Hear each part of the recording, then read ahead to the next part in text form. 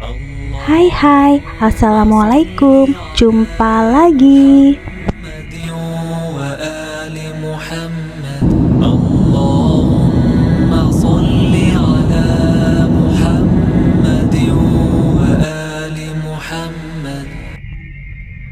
Rangkaian proses ibadah haji di Arafah, Musdalifah, dan Mina yang biasa dikenal dengan Armusna menjadi fase terberat dalam ibadah haji. Rangkaian ini juga menjadi pembeda antara ibadah haji dan umroh. Tiga tempat ini sering disebut titik krusial dalam rangkaian kegiatan wajib haji, karena di tiga tempat ini seluruh energi baik fisik dan mental akan terkuras, sehingga tidak jarang jemaah jatuh sakit atau bahkan wafat karena kelelahan usai atau saat sedang menjalankannya. Pada hari-hari di luar musim haji, ketiga tempat itu bukan tempat yang layak untuk dihuni atau ditempati manusia, sebab hanya berupa padang pasir bebatuan yang sangat gersang.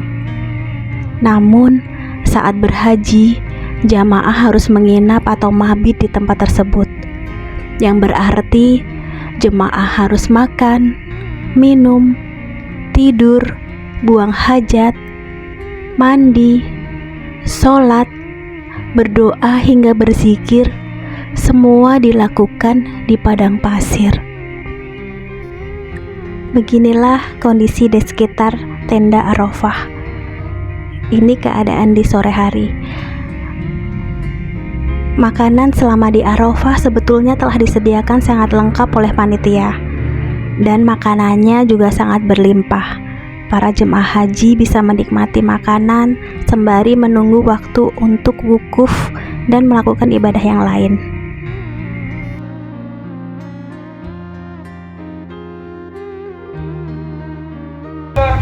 Para haji yang wukuf pada malaikat, Allah berfirman, apa yang diingini oleh para haji yang sedang wukuf ini? Hari Arafah ini adalah hari di mana Allah memamerkan hamba-hamba yang sedang wukuf, dipamerkan, dibanggakan di hadapan para malaikat. Betapa mulianya hari ini. Asupan gizi dan makanan sangat diperlukan bagi jemaah haji supaya fisiknya kuat untuk menjalankan ibadah. Bagi jemaah haji dengan fisik yang kuat akan beribadah wukuf, berdoa di padang Arafah yang terbuka, bahkan naik ke Jabal Rahmah. Sementara bagi jemaah dengan kondisi fisik yang kurang fit, lansia dan difabel, maka wukuf dilaksanakan di dalam tenda. Di bawah teriknya matahari, cuaca ekstrim, banyak jemaah yang mengalami heat stroke, sehingga diperlukan perawatan petugas medis dan perhatian khusus dari panitia penyelenggara haji.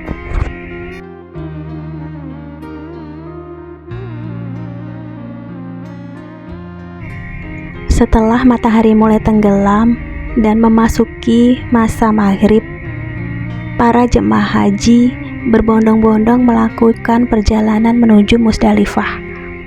Musdalifah ini adalah tempat di dekat Mina dan Arafah yang dikenal sebagai tempat jemaah haji untuk melakukan mabit atau bermalam dan mengumpulkan bebatuan untuk melaksanakan ibadah jumroh di Mina. Rangkaian ini bahkan dijelaskan dalam Al-Quran, maka apabila kamu telah bertolak dari Arafah, berzikirlah kepada Allah di Masjidil Haram atau Musdalifah. Quran Surat Al-Baqarah ayat 198. Pergerakan dari Arafah ke Musdalifah sangatlah berat. Banyak kemudian jemaah yang tumbang kelelahan di perjalanan. Oleh karena itu, untuk lansia, difabel, dan jemaah yang sakit dilaksanakan skema murur, di mana pelaksanaan mabitnya berada di dalam bus dalam perjalanan menuju Mina. Setelah perjalanan dari Musdalifah, tibalah para jemaah haji di Mina. Beginilah kondisi pagi di Mina. Kegiatan di Mina dilakukan pada tanggal 10, 11, dan 12 Zulhijjah. Mina juga menjadi tempat berdirinya Jamarot, yaitu tempat pelaksanaan kegiatan melontarkan batu ke Tugu Jumroh. Di Mina, jemaah harus berjalan cukup jauh untuk sampai ke Jamarot, melewati terowongan-terowongan Mina, berdesak-desakan di bawah cuaca ekstrim. Tak urung banyak jemaah yang tumbang, jatuh sakit, bahkan meninggal. Inna lillahi wa inna ilaihi rojiun.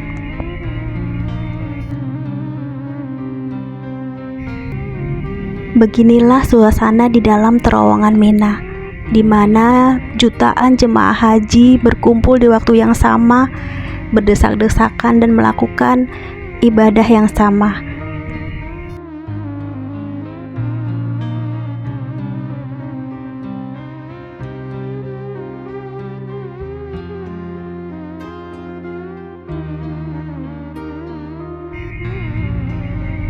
Setelah para jemaah haji tiba di Jamarot, mereka melakukan kegiatan melempar kerikil yang berjumlah 7 buah ke arah yang telah ditentukan. Hal ini menjadi simbol untuk melempar dan melawan hawa nafsu atau setan. Lempar jumroh yang pertama ini biasa juga disebut dengan jumroh Aqobah. Setelah lempar jumroh, para jemaah haji kembali ke tenda di Mina yang sudah disediakan oleh panitia untuk melakukan kegiatan berikutnya. Karena cuaca yang sangat ekstrim, bahkan bisa mencapai 72 derajat Celcius yang menyebabkan banyak jemaah haji yang terserang heat stroke. Di sini banyak juga jemaah haji yang sudah tidak kuat atau sakit. Bahkan di terowongan Mina ini dikabarkan banyak juga jemaah haji yang meninggal. Dikabarkan lebih dari 1.000 orang jemaah haji telah meninggal saat pelaksanaan haji 2024 ini. Jenazah-jenazah jemaah haji bergeletakan di jalanan. Namun, para petugas dengan sigap segera mengurus pemakaman jenazah-jenazah jemaah haji ini. Ini adalah suasana pagi di tanggal 12 Zulhijjah, di mana para jemaah haji akan melaksanakan lempar jumroh yang ketiga. Untuk lansia dan difabel yang diwajibkan hanya lempar jumroh yang pertama, dan lempar jumroh yang kedua dan ketiga bisa dibadalkan. Setelah ini, jemaah haji akan bertolak ke Makkah. Beginilah gambaran secara singkat perjalanan puncak haji yang dimulai dari Arafah, kemudian Musdalifah, dan lanjut ke Mina untuk menuju ke Jamarot dan bolak-balik selama 3 hari untuk melakukan ibadah lempar jumroh.